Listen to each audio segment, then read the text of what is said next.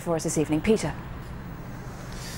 Caroline, thank you very much indeed. Welcome back to Brough, where almost 900 workers at the BAE Systems factory behind me have spent the day coming to terms with the news that they're set to lose their jobs and manufacturing is to cease at this site. Very, very sad day. Well, Labour MPs and union officials have criticised the way that the job losses have been dealt with by the company behind me. The Shadow Defence Secretary is tonight calling for an inquiry into how the news was leaked to the media before the workers were told, as we're hearing when we were talking to the two MPs. Let's go live to our political editor, Tim Iredale.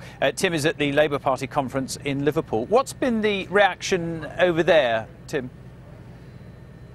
Well, in his keynote speech here earlier, the Labour leader Ed Miliband said BAE workers had been sold down the river by the government because of defence cuts.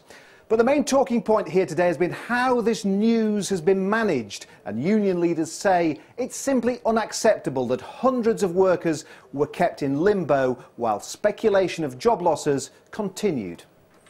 Well, it's been an appalling way for people to find out that their jobs are potentially at risk. We've had stories appearing since Saturday night, Sunday morning, and obviously people have gone to work at Brough today not knowing whether their job's safe, whether they're at risk, and really they should have heard that from their employer first. So I think it's been disgraceful. And Tim, why are Labour MPs so unhappy about the timing of the news? Well, you know, the conspiracy theory doing the rounds here tonight is that this was leaked by a government source to save the Tories embarrassment at their conference next week. This is completely denied by the Conservatives. It is just a rumour. But with that in mind, the Shadow Defence Secretary Jim Murphy believes there should be an investigation. There's no good way to sack workers, but this is a textbook way in how not to do it. Media leaks over 3 or 4 days, enormous uncertainty, leaving people in the dark, and we need to get to the bottom of just how this happened. Well, the political fallback from today's news, I suspect, will continue for a long time to come.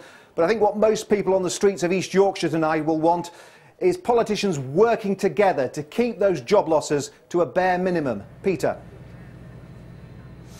Tim, thank you very much indeed. Tim Iredale in Liverpool. And just a reminder then of the main national and regional headline tonight. BAE Systems are criticised after their announcement of almost 900 job losses and the end for aircraft manufacture in East Yorkshire. And it's the worst news delivered in the worst possible way. I mean, we were talking to the staff here and to the unions here yesterday who'd been told nothing, but could read on the internet and see on the media. Early mist and clouds soon clearing, then dry and fine, very warm. Top temperatures 25 Celsius, 25 is 77 Fahrenheit. Well, throughout the day, news of the 900 job losses here at Brough has been sinking in. It's feared that the announcement will now mark the end of 95 years of aircraft production at the site. Phil Connell has been looking back at the factory's history and also the legacy that it's left. It's a part of East Yorkshire that's steeped in aviation history, a connection to the sky that goes back almost 100 years.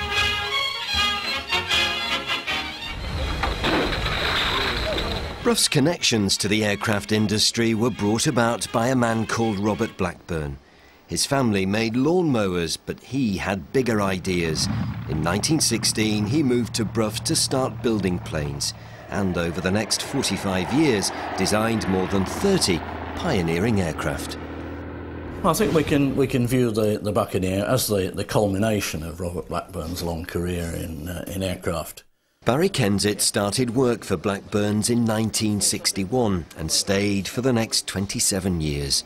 During that time he saw some significant changes, but says Blackburn's ideologies were never forgotten. He must have been a born engineer. But I think coming out of lawnmowers he would have the skill and the ability to make things in metal. But he must have also had the perception to realise that weight, stability and control were the critical things with aircraft. But many describe this as Blackburn's most impressive plane. The Blackburn Beverley is a 1950s transporter, and in the last 95 years it's the biggest Brough has ever built. 49 Blackburn Beverleys were built at the site in Brough, but today Well, this is the only one that has survived. It's now on display at an East Yorkshire museum, brought here piece by piece by some of the men who helped to design it. As soon as people come through that door, that is the first thing that hits them in the face. You know, it's a monster, you know, to look at it. And a little child looking at that, it's like a block of flats. Since the days of the Blackburn Beverley, Brough has changed ownership several times, and in more recent years has manufactured aircraft like the Buccaneer, the Harrier jump jet, and its latest project, the Hawk, made famous by Lincolnshire's Red Arrows. After 95 years, though, of aircraft production, its future is now in doubt. A dire situation, which one former worker said would be breaking Robert Blackburn's heart. Phil Connell, BBC Look North. Thank you for watching. That's all from me tonight as we reflect on a day that has seen the sun setting on a once great site of aircraft manufacture here in East Yorkshire, which has left almost 900 workers facing an uncertain future. Good night.